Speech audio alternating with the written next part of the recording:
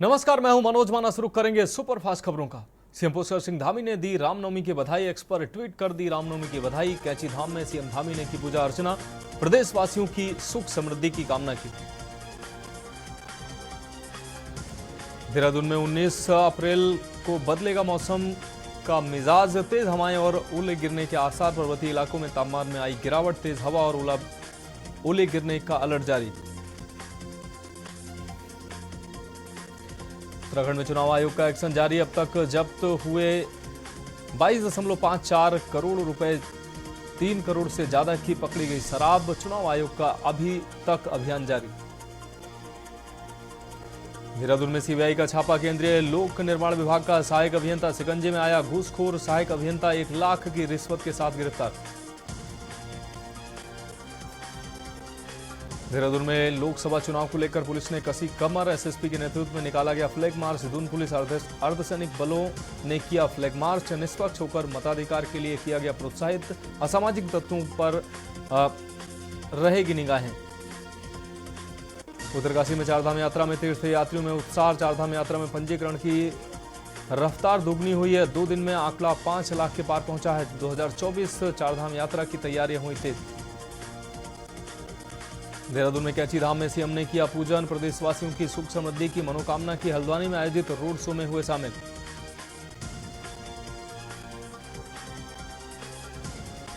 अयोध्या में रामनवमी पर दोपहर 12 बजे रामलला का सूर्य तिलक हुआ। प्राण प्रतिष्ठा के बाद रामलला का यह पहला सूर्य तिलक है। अभिजीत मुहूर्त में रामलला का 3 मिनट तक सूर्य तिलक किया गया। राष्ट्रपति ने दी रामनवमी की बधाई। राष्ट्रपति ने एक्स पर देशवासियों को दी बधाई। कहा, यह पर्व धर्म के मार्ग पर चलने का संदेश देता है। प्रभु श्री राम का जीवन हमारे लिए प्रेरणा स्रोत है। पूरे यूपी में रामनवमी की धूम। सीएम योगी ने दी प्रदेशवासियों को बधाई। सनातन जगत की सकल आस्था के केंद्र। सीएम ने कहा, श्री राम नवमी श्रद्धालुओं को हार्दिक बधाई। गोरखपुर में रामनवमी पर सीएम योगी ने किया कन्या पूजन। कुंवारी कन्याओं के पांव धोए, चुनरी ओढ़ाई, खुद परोसे भोजन। आपको बता दें, दक्षिणा देकर आशीर्वाद भी लिया। लखनऊ में भाजपा का चुनाव अभियान चरम पर। लोकसभा चुनाव के लिए पीएम का प्रचार तेज। 4 दिन में यूपी की 6 सीटों पर करेंगे रैली। पीएम मोदी यूपी में कई बड़ी जनसभाएं करेंगे। 6 लोकसभा क्षेत्रों के लिए 4 रैलियां प्रस्तावित। 19 अप्रैल को अमरोहा के गजरौला में रैली करेंगे पीएम। 22 अप्रैल को अलीगढ़ में करेंगे संयुक्त रैली। एक दिन में 5 लोकसभा सीटों के लिए 3 रैलियां करेंगे। 25 अप्रैल को आगरा और फतेहपुर सीकरी में भी रैली। 26 अप्रैल को पीएम मोदी बरेली में करेंगे रोड शो। गाजियाबाद में सपा कांग्रेस ने साझा प्रेस कॉन्फ्रेंस की। कहा, चुनाव में बीजेपी भटक रही है, हमें लोकतंत्र की रक्षा करनी है। सहारनपुर में प्रियंका गांधी ने भरी हुंकार। सहारनपुर में प्रियंका गांधी ने रोड शो किया। गठबंधन प्रत्याशी के समर्थन में रोड शो किया।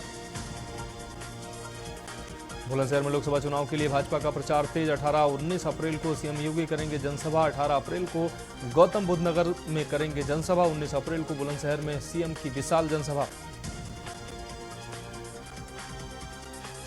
लखनऊ में बसपा की 5वीं लिस्ट जारी हुई है। इसमें 11 प्रत्याशियों के नामों का ऐलान किया गया है। आपको बता दें, मैनपुरी से सपा प्रत्याशी डिंपल यादव के खिलाफ नामांकन से 2 दिन पहले उम्मीदवार को बदल दिया गया है। गुलशन देव साके का टिकट काटकर अब शिव प्रसाद यादव को चुनावी मैदान में उतारा गया है। लखनऊ में लोकसभा चुनाव के दूसरे चरण में 46% उम्मीदवार करोड़पति हैं। उत्तर प्रदेश इलेक्शन वॉच और एसोसिएशन फॉर डेमोक्रेटिक रिफॉर्म्स ने उत्तर प्रदेश लोकसभा चुनाव 2024 के दूसरे चरण में 8 निर्वाचन क्षेत्रों से चुनाव लड़ने वाले सभी 91 उम्मीदवारों के शपथ पत्रों का विश्लेषण किया। लखनऊ में प्रचार सामग्री पर मुद्रक और प्रकाशक का नाम लिखना अनिवार्य होगा। मुख्य निर्वाचन अधिकारी नवदीप रेणवा ने कहा, आचार संहिता का उल्लंघन करने पर कड़ी कार्रवाई होगी। उत्तर प्रदेश में लोकसभा चुनाव निष्पक्ष। आपको बता दें, चुनाव हो या विधानसभा, क्षेत्रीय दलों का रोल बहुत अहम होता है। इसी कारण राष्ट्रीय पार्टियां छोटे दलों के साथ लेकर चलने का प्रयास करती हैं। 2024 लोकसभा चुनाव में ज्यादातर दल एनडीए या इंडिया गठबंधन के साथ मिलकर चुनाव लड़ रहे हैं। लखनऊ में भाजपा ने विपक्षी खेमे में की सेंध मारी। सपा, बसपा और कांग्रेस के 1 दर्जन से ज्यादा नेताओं को भाजपा की सदस्यता दिलाई। वाराणसी में लोकसभा चुनाव में परिवहन निगम की लगी 20% बसें। वाराणसी को मिली 15 नई बस। यात्रियों के सहूलियत के लिए बढ़ाई जाएंगी बसों की फेरी। वाराणसी में जागरूकता रैली का आयोजन किया गया। लोगों को मतदान के प्रति जागरूक किया गया। अभिभावकों से बच्चों को स्कूल भेजने की अपील भी की गई। प्रयागराज में मतदाता जागरूकता के लिए बाइक से निकले शिक्षक। प्रयागराज में कमिश्नर और डीएम ने केपी कॉलेज ग्राउंड से दिखाई हरी झंडी। कानपुर में मतदाताओं के घर निमंत्रण लेकर पहुंचे अधिकारी। सबसे उम्रदराज वोटर के घर पहुंचकर दिया निमंत्रण। बोले वोट देकर मेरा मान रखिएगा।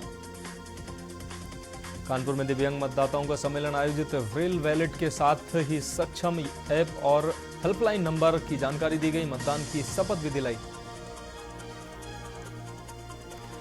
चंदौली के जिला निर्वाचन अधिकारी निखिल टीकाराम खुंडे ने आधा दर्जन के करीब मतदान केंद्रों का औचक निरीक्षण किया। इस दौरान उन्होंने पेयजल, रैंप और छाया संबंधित जानकारी ली है, परंतु कई केंद्रों पर खामियों को देख उन्होंने अफसरों को कड़ी फटकार लगाई। चंदौली के पंडित दीनदयाल उपाध्याय नगर में आगामी लोकसभा चुनाव को लेकर जिला अधिकारी ने संवेदनशील बूथों का निरीक्षण किया। निरीक्षण के दौरान डीएम ने एक प्रिंसिपल के निलंबन की कार्रवाई के आदेश दिए।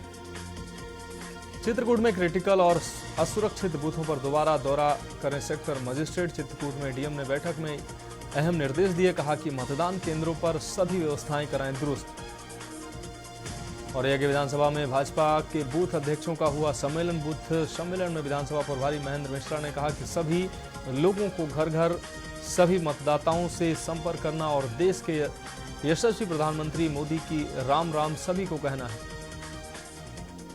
नगर आयुक्त अक्षत वर्मा ने जलकल के अधिकारियों एवं चयनित संस्थाओं के प्रतिनिधियों के साथ बैठक की है। इसमें लोगों के सेप्टिक टैंक की सफाई समेत अन्य बिंदुओं पर विस्तार से चर्चा हुई। नगर आयुक्त ने जलकल से पंजीकृत संस्था से ही सेप्टिक टैंक की सफाई कराने के निर्देश दिए। यूपी में आज प्रचार का आखिरी दिन।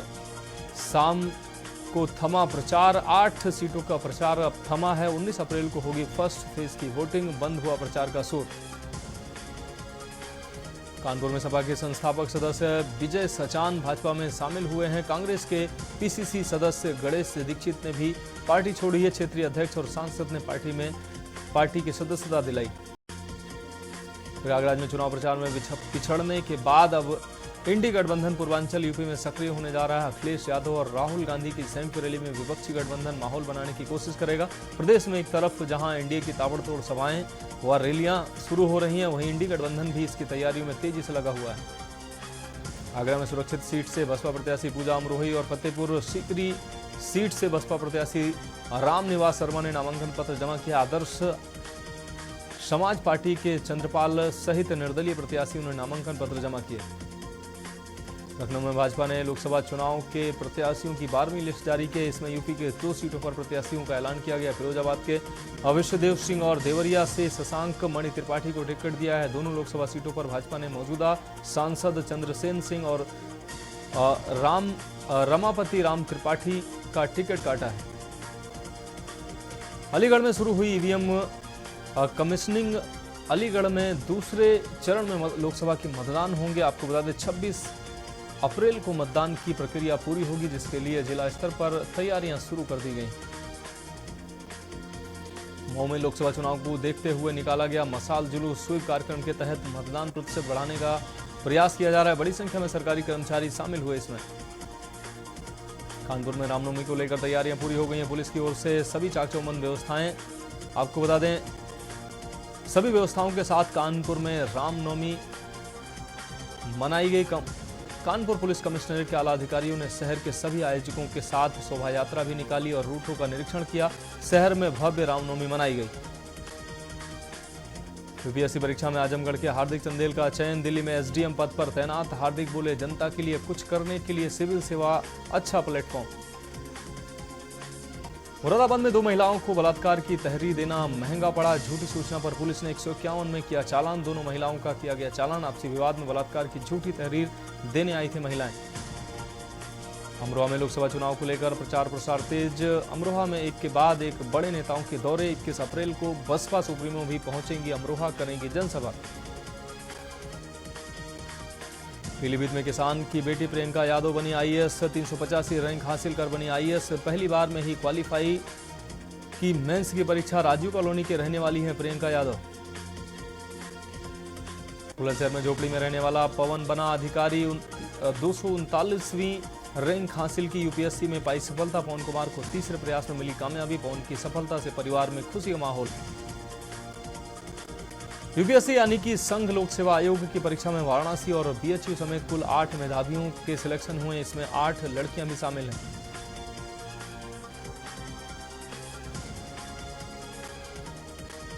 लखनऊ में 2500 करोड़ का निवेश करेगा मैक्स ग्रुप। अब मैक्स सुपर स्पेशलिटी के नाम से जाना जाएगा सहारा अस्पताल। 500 बेड का एक और अस्पताल बनाएगा। गर्मी बढ़ने के साथ लखनऊ समेत यूपी के तमाम जिलों में हीट वेव को लेकर अलर्ट जारी किया गया है। सभी सरकारी अस्पतालों में इसकी चपेट में आने वाले मरीजों के इलाज के लिए बेड रिजर्व किए गए हैं।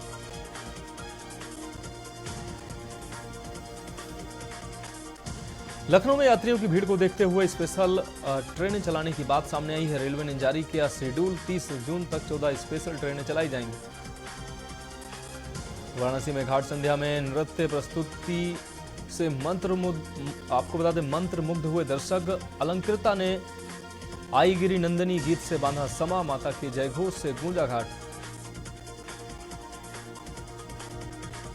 वाराणसी में oral head and neck cancer जागरूकता का आयोजन। डॉक्टरों ने की विशेष चर्चा। आयुर्वेदिक पद्धति से होगा कैंसर का इलाज। वाराणसी जनरथ बस किराए में 15% की छूट खत्म हुई है। रोडवेज ने जारी किया नोटिस। बस यात्रियों को फिर से देना होगा पुराने टैरिफ से किराया।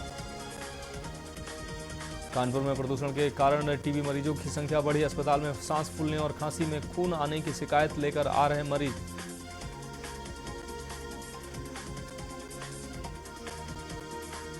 लखनऊ में रामनवमी पर अयोध्या के लिए लगाई गई 400 बसें। 200 रोडवेज बस अयोध्या परिक्षेत्र से, बाकी लखनऊ, देवीपाटन, आजमगढ़ और गोरखपुर से लगाई गई बसें।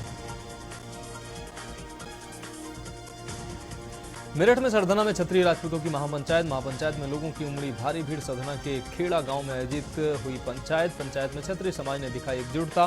प्रत्याशी संजीव बालियान का किया विरोध। पूर्व विधायक संगीत सोम का माना जा रहा है ये क्षेत्र। कानपुर में संचालित राजकीय बाल संप्रेक्षण गृह अब पूरी तरह से बंद हो गया है। सभी 104 बाल बंदियों को इटावा भेज दिया गया है। इन बंदियों को इटावा महिला शरणालय की बिल्डिंग में शिफ्ट किया गया है। कानपुर में सुरभि श्रीवास्तव ने यूपीएससी में हासिल की 56वीं रैंक। बोली हार मानना विकल्प नहीं। कानपुर देहात में जिला दिव्यांग जन सशक्तिकरण अधिकारी के पद पर तैनात हैं।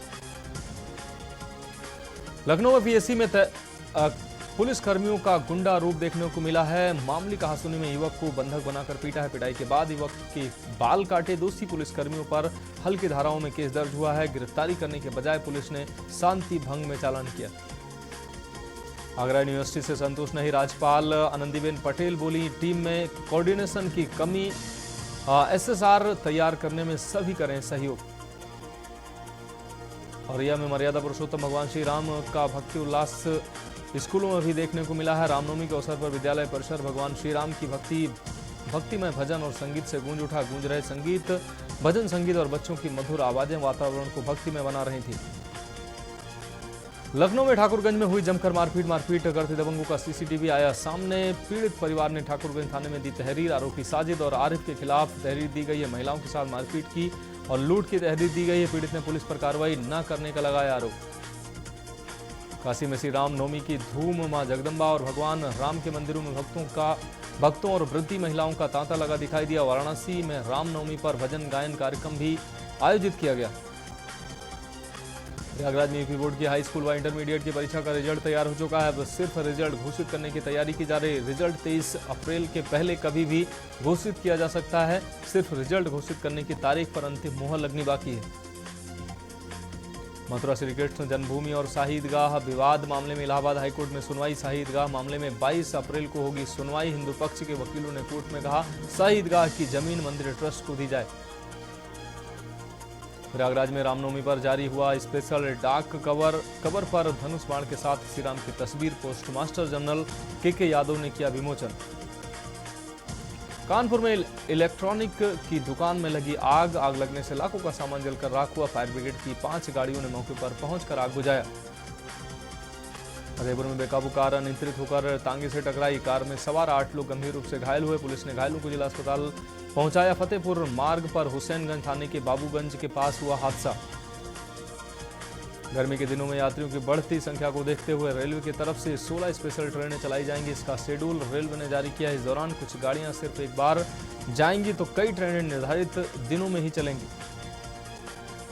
रायबरेली में खेत में मिला किसान का 100 खेत की कटाई करने गया था किसान। 100 देखकर गांव में हड़कंप मच गया। बचनावा थाना क्षेत्र के पहुरहवा गांव की है घटना। रायबरेली में संदिग्ध परिस्थितियों में गेहूं के खेतों में लगी भीषण आग। कई बीघे की गेहूं की फसल जलकर खाक हुई है। दमकल और ग्रामीणों की मदद से आग पर काबू पाया गया। मेलेरिया थाना क्षेत्र के कसेहटी गांव का है पूरा मामला। बहराइच में बाइक सवार युवक की दबंगई देखने को मिली है। वीडियो सोशल मीडिया पर वायरल हुआ है। गरीब रिक्शे वाले की पिटाई का वीडियो सामने आया है। तमाशा देखती रही चौराहे पर तैनात पुलिस। बाद में पुलिसकर्मियों ने बीच बचाव किया। पीलीभीत में दहेज को लेकर दरवाजे से लौटी बारात। 14 अप्रैल को गांव के ही रहने वाले एक मौलाना के साथ उनकी बेटी का निकाह होना तय हुआ था। शादी की सभी रस्में पूरी करने में उनका 6 से 7 लाख रुपए खर्च भी हो चुका था। घटना को लेकर थाना आपको बता दें खाना खा रहे लोगों में भगदड़ मच गई। हमीरपुर में नदी में उतराता मिला 20 वर्षीय युवती का शव। नाविकों ने नदी में शव देखकर पुलिस को सूचना दी। युवती के शव की नहीं हो सकी है शिनाख्त।